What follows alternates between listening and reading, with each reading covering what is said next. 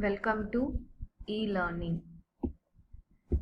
This is Professor P. Saktivel and M. Nandini, Assistant Professor, Department of Electrical and Electronics Engineering, Thandai Periyar Government Institute of Technology, Vellore. This video lecture is related about basic laws of electric circuit. So in this video, we are going to see the two laws. So one is the Ohm's law and another one is the Kirchhoff's law. So these two laws are the basic laws of electric circuit. So first law is the Ohm's law. So Ohm's law states that the voltage across a conductor is directly proportional to the current flowing through the conductor at physical condition and temperature remains as a constant. So that means the V is directly proportional to the I.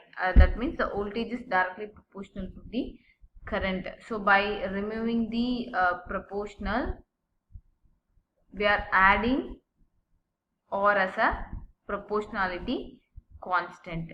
So V is voltage across the conductor, I is the current flowing through the conductor, and R is the resistance, that is the proportionality constant.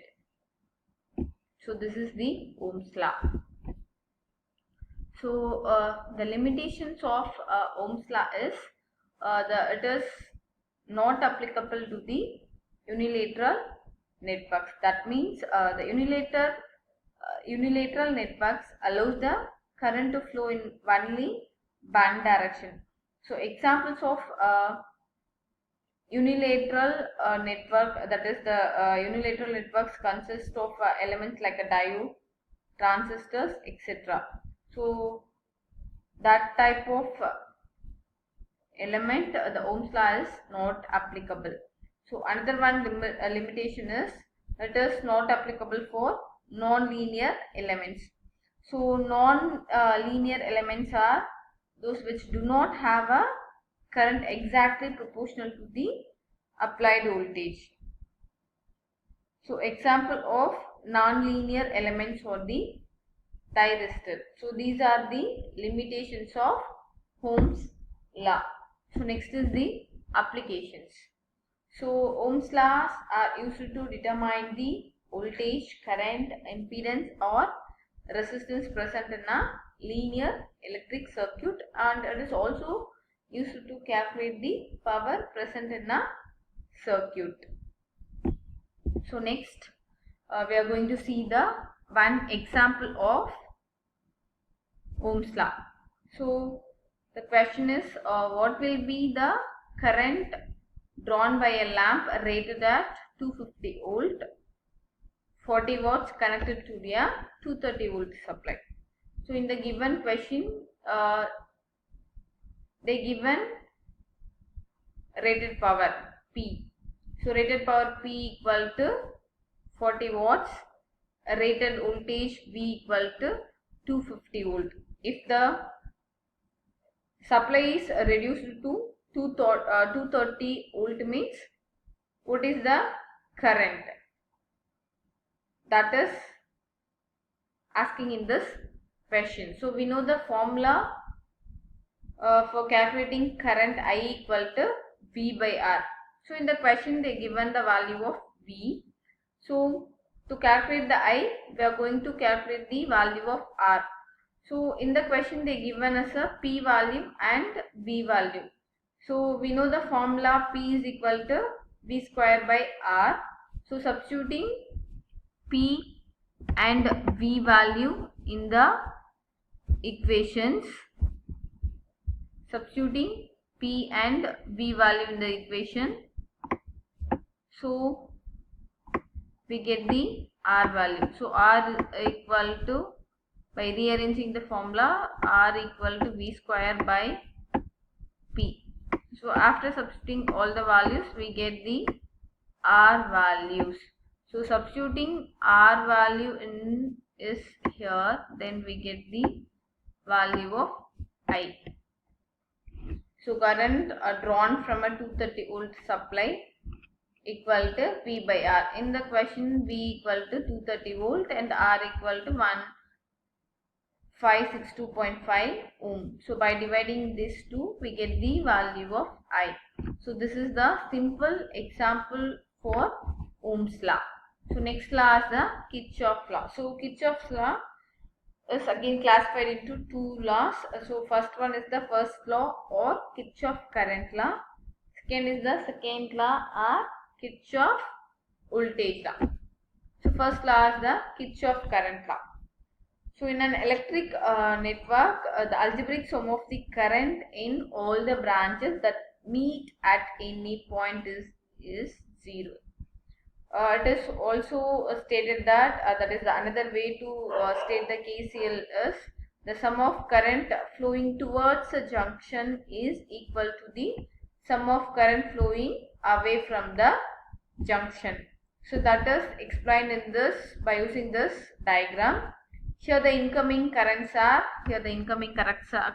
so this is the junction. In this junction the incoming currents are I1, I5 and I4. So these three currents are incoming currents. So next I2 and I3 are outgoing currents. So according to KCL, the sum of the incoming currents is equal to the sum of outgoing currents. In another way, all the currents are equal to the zeros. So next is the example of KCL. So in the figure, find the current through 12 ohm resistor. So in the question they are asking current flowing through the 12 ohm resistor. So in the question itself they given us a 5 amps current. So here the 10 amps current is flowing in this way.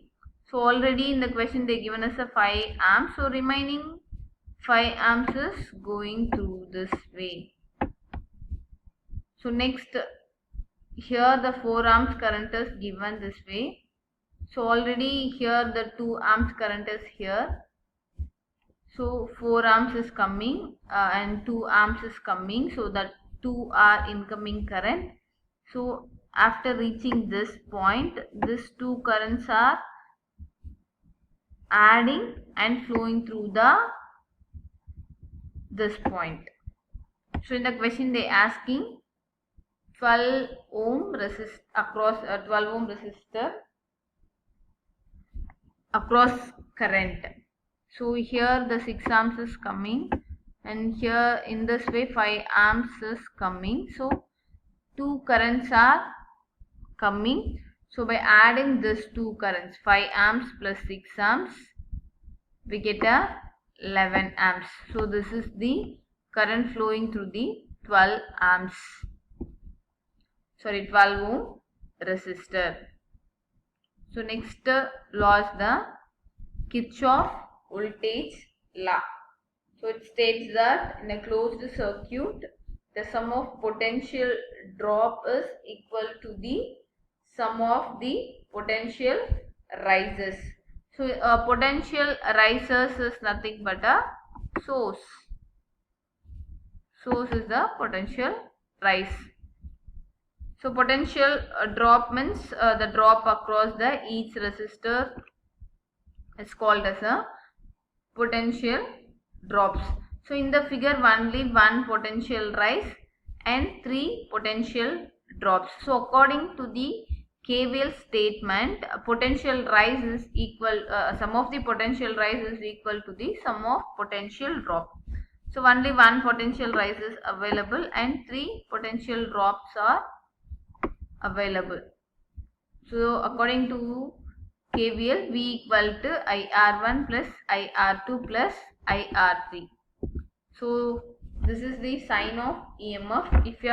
If the current flowing through this manner, that is negative to positive, that is called rise in voltage. So then the voltage is taken as a positive voltage. The current flowing through this manner, that is positive to negative, that is called as a fall in voltage. Then the voltage is taken as a negative voltage. So this is the sign of EMF. So next is the sign of voltage drop across the resistance. How we calculate the sign of voltage drop across the resistance means, if the current flow the resistance plus 2 minus means it is considered as a fall in voltage, that then the voltage is in negative direction. So next is the, if the current flowing through the negative to positive means that is taken as a rise in voltage, then the voltage is in positive. So by taking one example, we can easily identify the sign of EMF and sign of voltage drops. So for the circuit shown in figure, determine the unknown voltage drop V1. So they ask the voltage drop across V1. So by applying KVL in this circuit, we already told that in the we just consider the current flow in this direction. So the current flow is, if you are assuming this direction means the current flowing to plus 2 minus, then we take as a negative voltage, so minus 2. So here also the current is flowing through plus 2 minus, then we take as a minus 1 volt. Then this also plus 2 minus, current flowing through this manner, then we take V1 as a negative, minus V1. So next is the 3 voltage. So current flowing through plus 2 minus, so we taken this voltage drop as a negative, fall in voltage. So next this is the next voltage drop. So this is, in this also current is flowing through the positive to negative, so we taken as a minus 5. So next is the voltage. This is the sign of EMF. So in this case the current is flowing through this manner, that is minus 2 plus, then we taken as a voltage as a positive, plus 30 volts. So by simplifying this we can get the voltage drop across the V1, that is V1 is equal to 19 volt. So this is the very basic problem in a KVL circuit. So in this video we are discussed about fundamental laws of electric circuit. So one is the Ohm's law. It is states that V equal to IR. So next is the Kirchhoff current law. In a Kirchhoff current law, current sum of the current entering at the node equal to sum of the current leaving at the node. That is the case here. In case of a KVL, sum of voltage drop across the each resistance is equal to the sum of voltage rises in the circuit. So thank you for watching my video.